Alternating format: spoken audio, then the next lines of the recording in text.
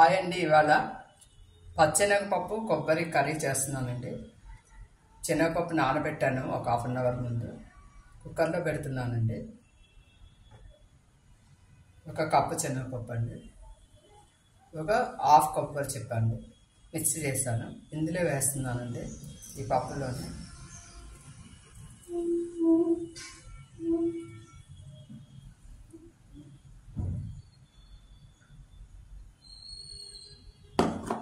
పచ్చిమిర్చి వేస్తున్నాను,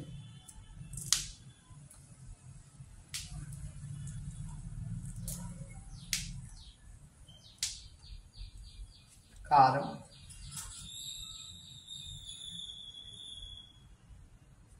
పసుపు,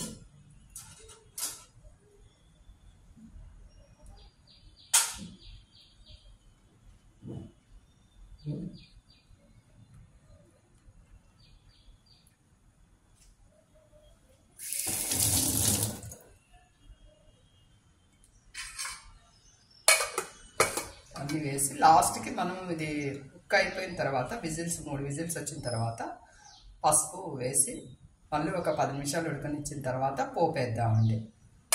ఇది మా అమ్మమ్మ చేశారండి, తర్వాత అమ్మ చేసిన తర్వాత నేను చేస్తున్నానండి. ఇది మీకు కూడా చూపిద్దామనేసి చేస్తున్నానండి. చాలా బాగుంటుందండి ఇది.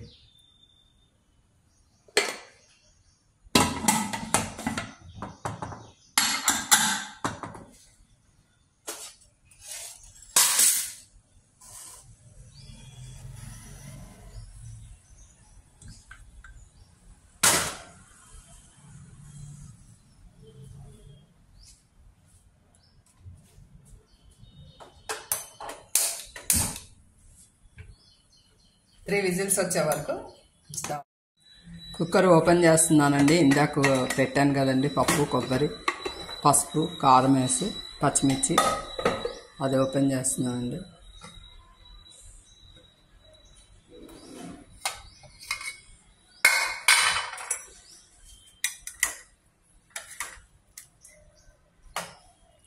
ఇట్లా వాటర్గా ఉంది అండి.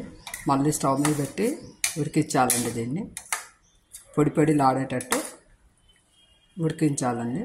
పసుపు, ఉప్పేసి. అయితే అది స్టీల్ కదండి, మాడిపోతుంది కదా, కుక్కర్లోనే వేసి ఉడకబెట్టేస్తానండి.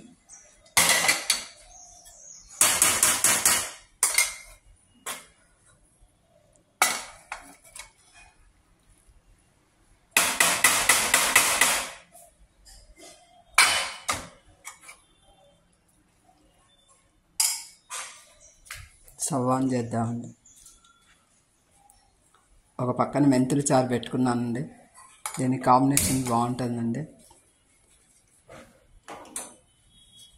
వేడి అన్నంలో నెయ్యి వేసుకొని కర్రీ వేసుకొని తిని మళ్ళీ రసం పోసుకొని ఇది సైడ్ డిష్గా పెట్టుకొని తింటే బాగుంటుందండి. పెరుగన్నంలోకి, చపాతీల్లోకి అన్నిట్లో బాగుంటుందండి ఈ కర్రీ. మా అమ్మమ్మ వాళ్ళు చేసేవాళ్ళండి, తర్వాత అమ్మ చేసేది మా చిన్నప్పుడు, తర్వాత మేము చేసుకుంటున్నాము. ఇది ఉడికి మొత్తం వాటర్ అంతా ఇంకిపోవాలండి, పొడి అయిపోతుంది కర్రీ. అప్పుడు పోపు వేసుకుందామండి. ఇలా కొబ్బరి, శనగపప్పు, కారం, పసుపు, ఉప్పు, పచ్చిమిర్చి అన్నీ వేసి ఇలా పొడి చేస్తానండి.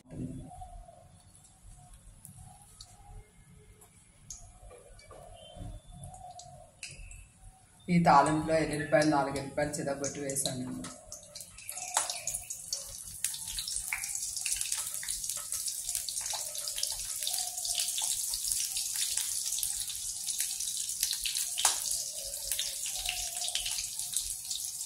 ఆవాలు అన్నీ వేసుకోవచ్చండి, మినపప్పు, ఆవాలు. కానీ నేను ఆవాలు వేయట్లేదండి, ఓన్లీ ఎల్లిపాయలు, జీలకర్ర, పచ్చిమిర్చి, ఎండుమిర్చి.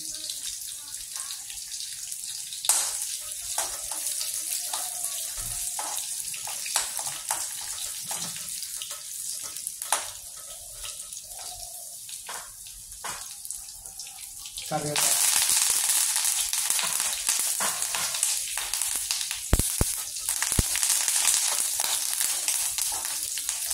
కొత్తిమీర ఉంటే వేసుకోవచ్చండి, బాగుంటుంది. నేను లేదండి అందుకని వేస్తాను. కొంచెం ఇంగువ పొడి కూడా అండి.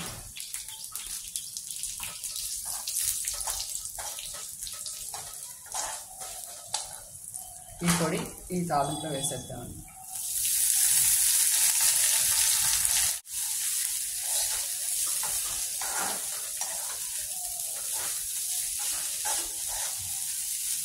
ఒక నిమిషం తాలింపు వేడి అన్నంలో నెయ్యి వేసుకొని ఇది వేసుకొని తింటే సూపర్ ఉంటుందండి. పిల్లలు అందరూ లైక్ చేస్తారండి. అయిపోయిందండి, స్టవ్ ఆఫ్ చేస్తున్నాను. చూడండి, సర్వింగ్ బౌల్లో తీస్తానండి. సరిపోయిందని చూద్దాం.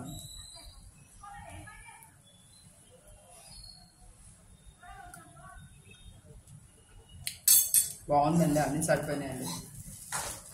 కావాలి, ఓకేనా అండి? తినండి, ఆనందించండి, లైక్ చేయండి.